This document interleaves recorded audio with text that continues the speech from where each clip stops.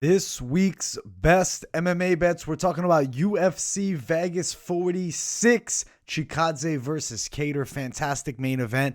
Pretty decent card overall. Looking forward to getting into the pure betting side of things. Now, guys, smash that like button. If you're new to the channel, subscribe and turn those post notifications on. We will start it off with the locks of the night for this card.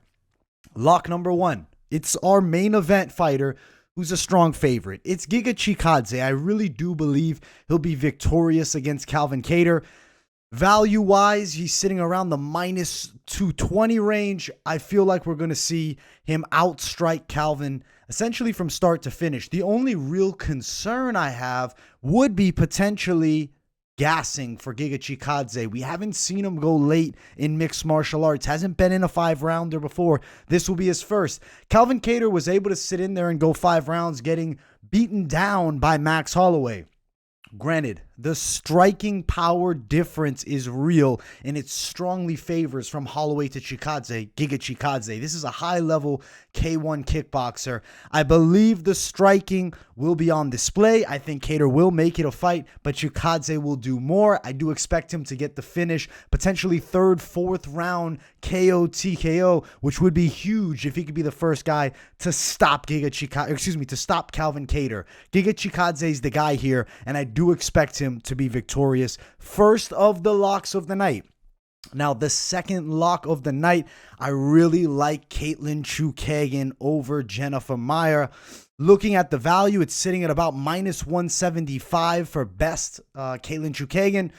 I feel like this is a rematch. So the first fight shows us, I think, exactly what's going to happen here. It's going to be Chookagian outstriking Maia from range.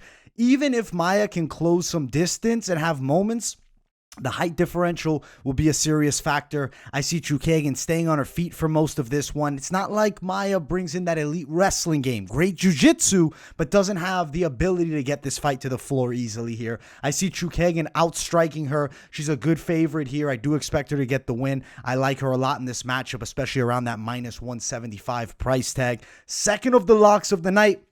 Now, lock number 3, Brandon Raw Dog Royval. These are some straight fire locks because they're for, the main event, co-main, and the featured bout of the night. I really feel like Brandon Royval is going to put it on Bontorin. He's looking to bounce back from a defeat. It was Pantoja first, and before that it was Brandon Moreno.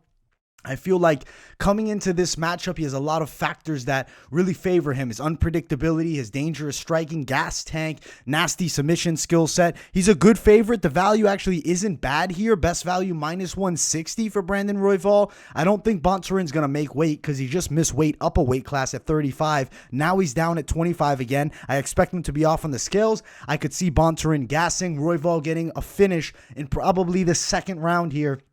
Potentially win by submission as well. Big on Brandon Royval. I'm super excited for him. And honestly, I'm also a fan of Royval. I really do enjoy his style, and I think he's got a bright future in the flyweight division.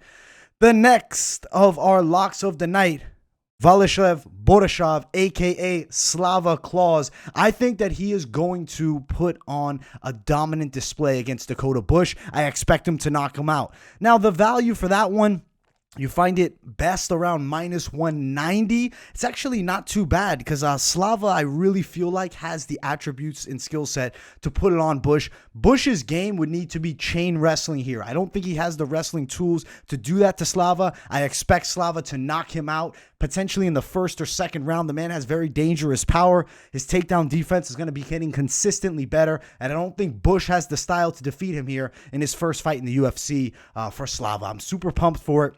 I like him a lot as a lock of a night. Definitely good money plays. I mean, there's some good favorites that are strong, but the money is worth throwing at it here because they're not extremely widespread.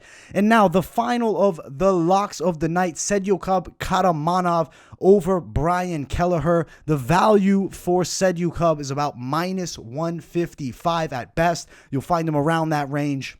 I feel like he's a good play. I think that he's going to go out there and put it on Kelleher. I don't think Kelleher is going to stop this prospect. Kelleher is the prospect killer, and he's beaten unbeaten fighters. He's beaten high-level prospects, guys that are coming into the UFC with a lot of hype. there's a different level with Sedio Cup here. And I think Sedio Cup also gets a finish of Brian Kelleher as well. It's a fantastic fight. Those are my locks of the night. There's also some good close money plays as well. Like, I think Jay Collier would be a potential good play. Definitely some fair value for him there. If you look through some of the other favorites, Vanessa Demopoulos, a lady who I really do expect to win, but I just don't know if I can consider her an absolute lock, but I do believe she'll be victorious. The same goes for Jake Collier against Chase Sherman. Collier-Sherman, though, a little bit closer than that Demopoulos fight. But let's jump to the next section. Guys, smash the like button and subscribe if you are new and turn the post notifications on too. We'll jump to the dogs of the night. Okay, so dogs that I'm feeling here, there's a couple. You know, there's a lot of close money fights, and there's some good close money favorites, but there's also some good close money underdogs. I like Jamie Pickett. I think he beats Joseph Holmes. Similar style, right? Both rangy strikers. Pickett, a tricky southpaw. Of course, he had that devastating loss to Jordan Wright, but I think Wright proved that if he can land a big strike early, he can do a lot of damage. He was able to really hurt Bruno Silva even in their fight before getting knocked out. I'm not super surprised he was able to stop Jamie Pickett now seeing the progression of Jordan Wright. I think Jamie Pickett here should fight well from range. I think him and Holmes have a similar skill set. I think probably Pickett edges him out by just a bit here. And at plus money, plus 135, I think it'd potentially be worth a bit of a stab. I wish he was a more wide underdog, but still plus 130, not a bad range. Plus 135, depending where you go. Now, the next dog of the night that I like a lot is Bill Algeo over Joe Anderson Brito. Brito's coming in as a savage prospect, but I think that Bill Algeo, the range, the awkwardness, the ability to get up, even though his takedown defense can be spotty, I think Bill Algeo wins a hard-fought decision. He's sitting around plus 115. Not great money underdogs this card, but I do believe definitely possibilities of both of these two coming through, getting it done. I feel like Court McGee, Ramiz Brahimaj, unfortunately, it's a true pick'ems for both those guys. I was going to say Court McGee could potentially be a guy you play, but unfortunately, it's not plus money for him. We'll see as the line maybe closes later on in the week when we do the weigh-in recap show where everything's sitting at, but maybe a play there, though I am slightly leaning just a smidge towards Brahimaj to win a decision. Court McGee's always in for the fights here. We got to jump to the next section. It is the props. We're going to talk about some props that I feel have likelihood of coming through alongside with value. So the first three are going to be more towards okay value, but real high likelihood. And then the final one is more of a Hail Mary. Chikadze by KO TKO plus 170. He's a lock of the night. I expect him to win. I think that's a solid play at plus 170 by KO TKO. I think he can be the man to stop Calvin Kattar. The striking is off the charts. If he lands one kick to the body, it could end. You saw what he did to Cub Swanson. He stopped Edson Barboza. So much to like for Giga Chikadze. I love him by KO TKO as a prop at plus 170. Brandon Raw Dog Royval plus 175 to win via submission over Rogerio Bontorin. I do expect a tired Bontorin to potentially get hurt striking and then submission. Royval known for a dangerous submission game, but he usually hurts you and then taps you. I expect that here, plus 175. That's a stab worth taking, especially at that nice value. Karamanov wins inside the distance. Though Kelleher is hard to put away, I feel like Karamanov could be the guy to do it. It's plus 190. I think that's a fantastic value play. It's one that I'm really liking myself, and it's a safer, good money prop here at plus 190 for that. The last one is Hail Mary. It's Vanessa Demopoulos to win by submission, plus 500. We have seen Silvana Gomez-Juarez submitted in the past. I could see Demopoulos submitting her here, especially with the good jiu-jitsu game she is known for. I also think Demopoulos can outstrike Gomez-Juarez. I like her here a lot. Plus 500. It's worth a little sprinkle because that is fantastic plus money for a girl known for a dangerous jiu-jitsu game. Now, the next section we'll get to is the parlays, probably the most fun section. I know you guys love the parlays. Now, first one is going to be Chikadze Chookagian. That is not huge plus money. It's plus 120.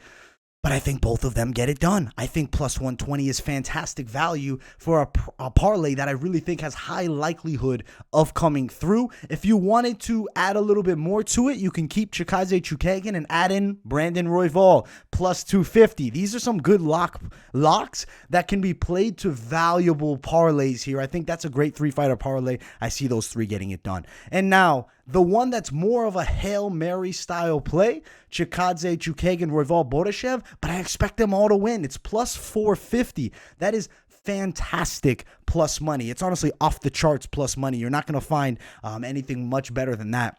I think the value is great. Now, if you want to go a little bit crazy, maybe you are feeling like, hey, I need to add in something with even more value than that. I want to bring in the big guns, the high risk, high reward type situation. If you were to potentially play Karamanov, you are potentially going to play Royval, you're going to play Chukagan, and you decided, hey, let me throw Demopoulos in, that's plus 625. And if you also added in Giga Chikadze, which we have to pull him up on screen here, because fight odds, best fight odds, doesn't have it in the right order. I don't know why that is. You're looking at plus 930, having Chikadze, Demopoulos, Chukagan, Royval, and Karamanov. That is a crazy Hail Mary, but I think it's going to come through. At plus 930, it might be another one really worth a stab here. It's a five-fighter parlay that really could deliver with a big bang and get yourself some nice dinero for the weekend. Overall, there's some good parlays to play. These are the ones that I really am feeling here. Definitely let me know in the comments some of the ones that you guys will be playing. Overall, it's a fantastic card with some great betting value, especially with like close lines that I feel like the fighters that I'm picking as locks are going to come through. Also, there has been an adjustment. TJ Brown now fights Charles Rosa. Rosa taking the fight on 3 days' notice. He lost his last fight. He did have a win prior to that. I think Charles Rosa is a strong fighter, a good fighter, and a tricky fighter. Looking at the lines for this one, I'll give you guys a little early prediction for that before, the Money Line podcast or the weigh-in recap show. I definitely want to see Rosa on the scale, how he looks. He's plus 235. 3 days notice is not really enough time. I don't know how much he's been training, so it's going to be hard to pick him. But if you're just looking valuable underdog bets, that is the most widespread favorite that I would potentially play with just a smidge here. Plus 235. TJ Brown minus 275. The official prediction, I'm going to go TJ Brown for the win by a decision, but I really could see a possibility of Charles Rosa coming through as a dog. I've picked him as an underdog in the past, and he's came through for me, so I do think a potential plus 235 range play is worth a little bit of a stab. Overall, we got some fun bets for this UFC Vegas 46 card. I cannot wait to talk more about it. We got the Money Line podcast dropping on Thursday. It'll be live 11 p.m. Eastern time with me and my boy Mike Finch.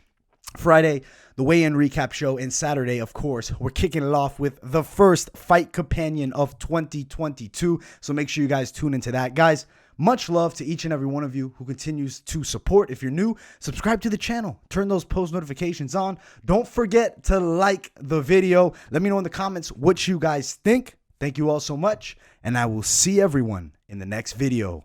Peace, guys.